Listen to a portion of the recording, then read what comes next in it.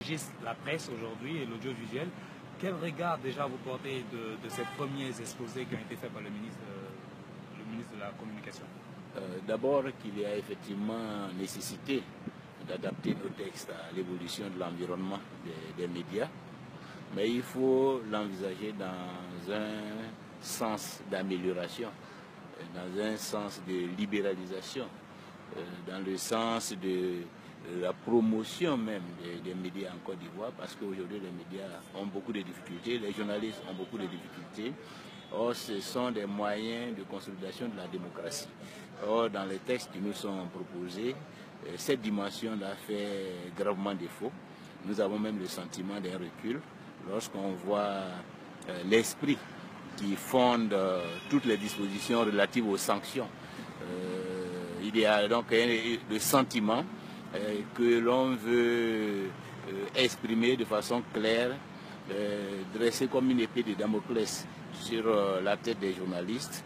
Et je vois que ce sentiment-là, cette perception-là donne, je dirais, même mal à l'aise lorsqu'on est un démocrate, parce que ce que nous aurons souhaité, c'est de voir toutes les avancées, toutes les propositions qui vont aussi bien au plan juridique comme au plan économique et financier, des moyens à la presse ivoirienne de consolider, d'avoir des moyens, davantage de moyens pour pouvoir servir la démocratie, informer largement les Ivoiriens.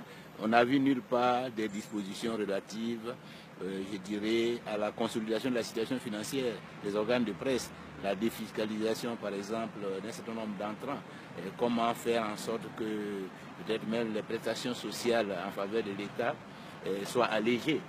Donc toutes choses qui pourraient contribuer à la santé financière des organes de presse, aucune disposition dans ce sens. Par contre, sur près de 15 articles sont consacrés aux sanctions. Lorsqu'on regarde tous les titres, les sanctions viennent en deuxième position, après tous les articles consacrés à l'organe de régulation.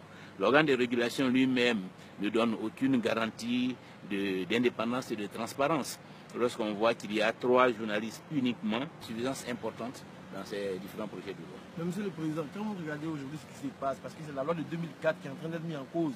Or, en ce moment, c'est vous qui étiez encore aux affaires avec le président Laurent Gbagbo. Est-ce que c'est pas le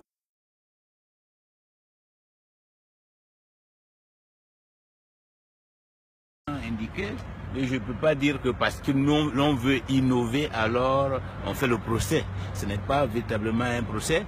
La Côte d'Ivoire a besoin effectivement de s'adapter, de s'ajuster. Mais il faut s'ajuster dans le bon sens. Il faut aller vers davantage de liberté lorsqu'il s'agit de la presse. Et c'est à ce niveau-là que nous constatons qu'il y a des insuffisances. Sinon, nous ne considérons pas cela comme un procès, mais comme une volonté d'amélioration. Et c'est tout à fait